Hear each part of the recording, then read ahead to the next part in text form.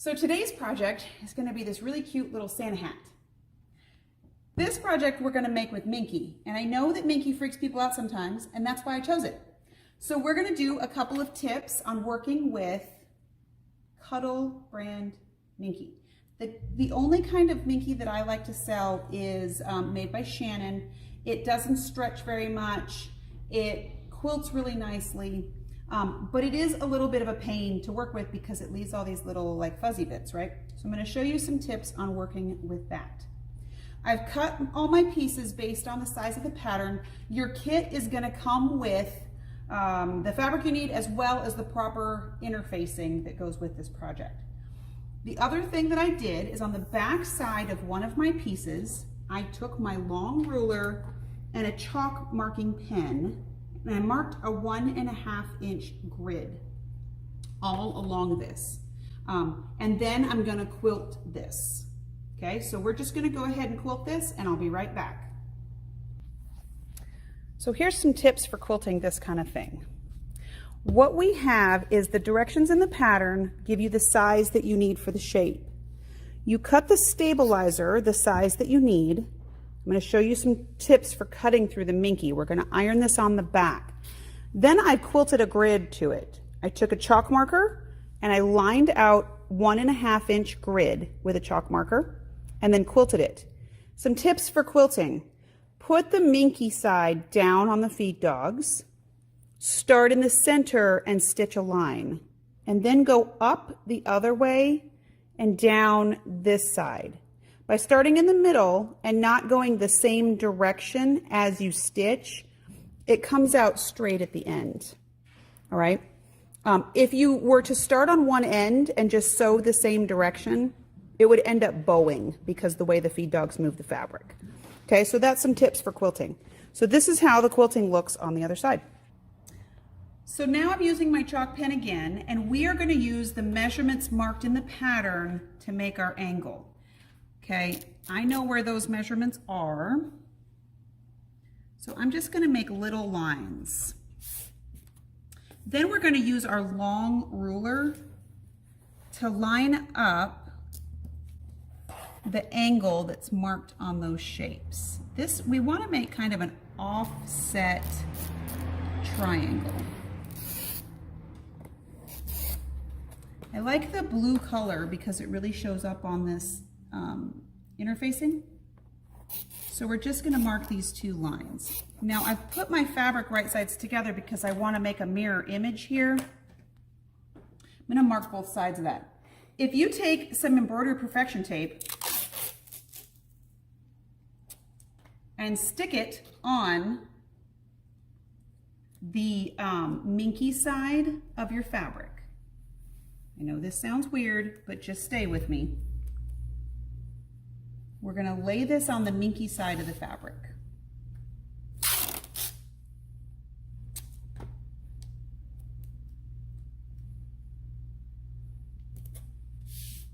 And we're going to do that on both pieces.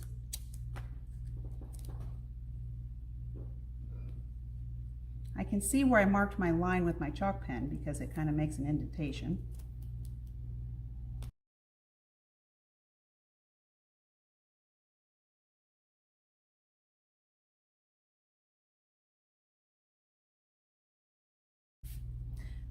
We're going to put our fabric back right sides together. You should be able to see that pink tape sticking out. Now cutting Minky is kind of a hassle because it makes a big old mess.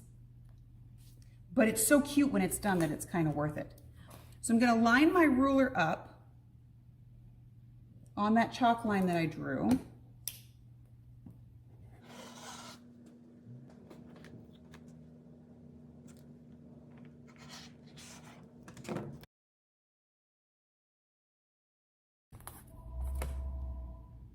So see how I cut right through the middle of the pink tape?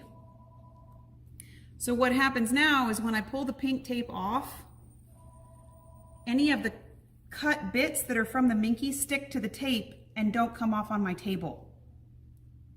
Okay? There's your extra little tip for the day. Now we don't, see how when I'm pulling the tape away, all the cut Minky is on the tape and not all over your mat? and everywhere else. This is my favorite trick for cutting through Minky. So now we're gonna put a zipper in. I know that makes some of you itchy, but I promise this is easy. I'm using a black zipper so you can really see it. Your kit will have a white zipper in it, okay? But plus this one's cool because look, it's got rainbows in it.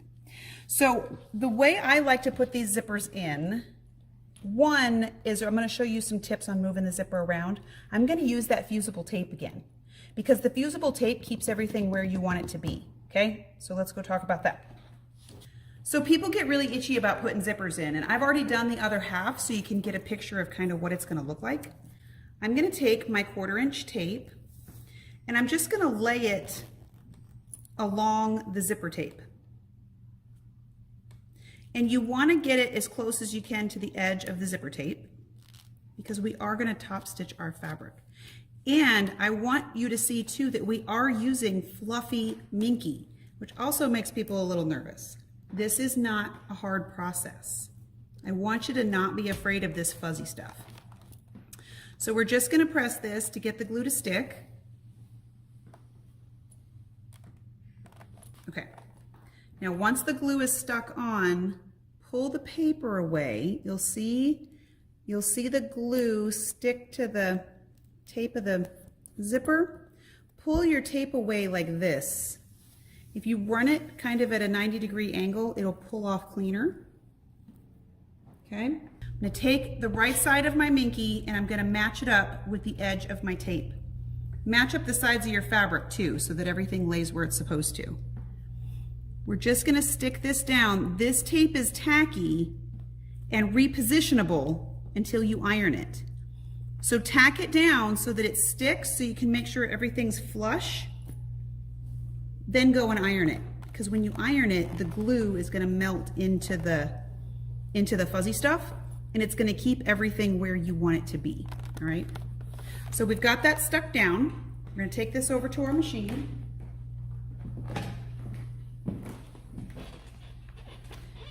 And I've got a zipper foot on with the needle on the left side. I moved my zipper pull out of the way so I don't have to deal with it. Drop my foot. I'm going to use the edge of my zipper foot with the edge of my fabric for this pass. And we're just going to sew this on.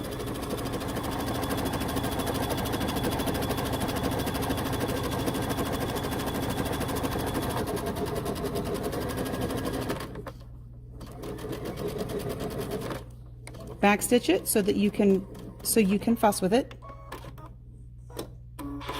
Now this is Minky, so you don't really have to go back and press this again because it's just going to roll open. I'm going to top stitch it because I want the zipper to lay flat on the back side. You can see I've already top stitched the other side. So I'm going to just flip this over and put it back in the machine. Now the zipper foot lets you run kind of right next to the teeth without hitting the teeth. That's why it's shaped like that. So we're just going to run right along the edge of what we just sewed because that's going to let our zipper lay flatter. Don't worry about all the fuzz. It'll be okay.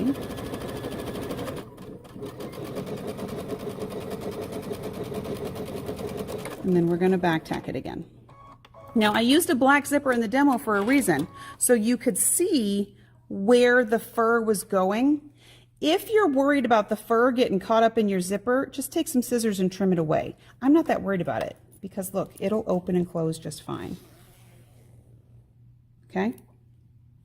So, the other thing I want to show you is when you're using plastic teethed zippers, you can actually trim them down to size.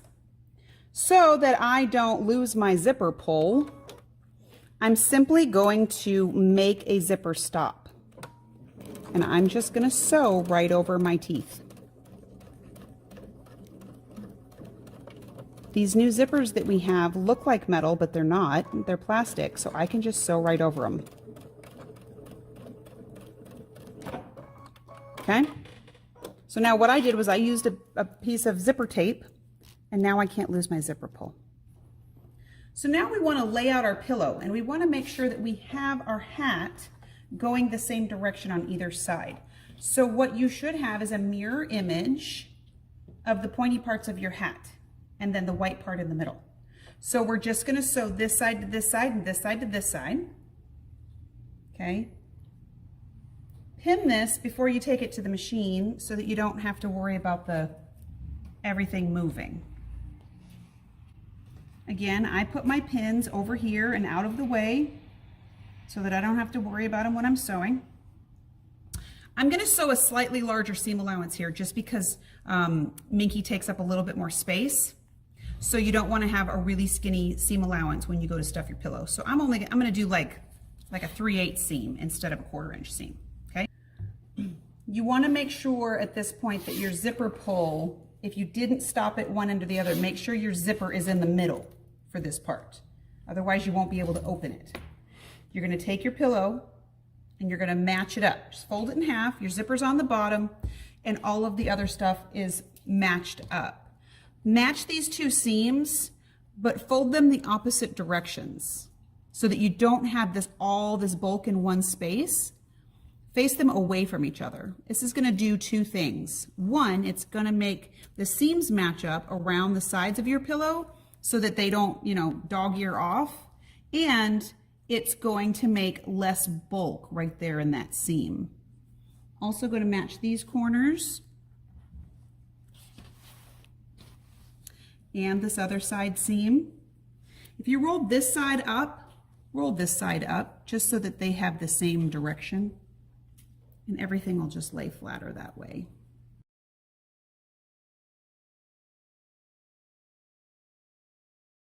And then we're just going to sew all the way around, again with a slightly larger seam allowance. Now I've got the zipper tape folded down, so at this point I can tack that tape down facing up, and that will just stabilize everything in the corner over here. Okay? Then I'm going to simply close up my pillow. I'm going to sew all the way around.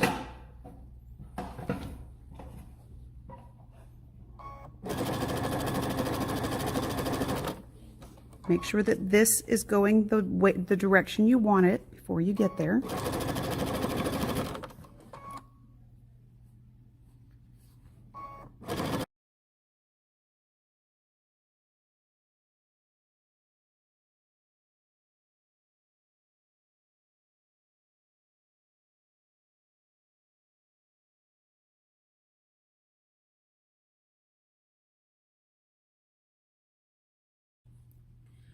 So we're just going to take away some of the bulk in the corners up here.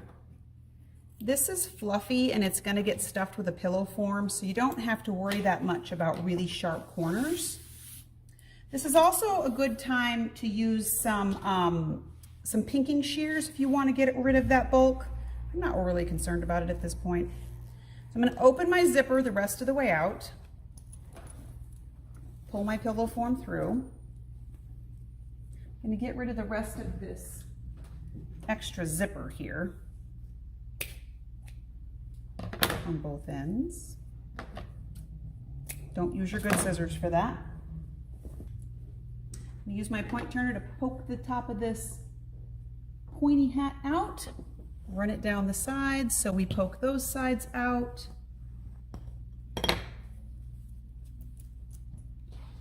And look how cute this pillow cover is. Now the pattern tells you at what point you should stitch the top so that the top of your hat will flop over. So we're going to stitch that line real quick, and luckily, because of the way I did my quilting design, I can actually use one of the stitch lines that was already there because the measurements just worked.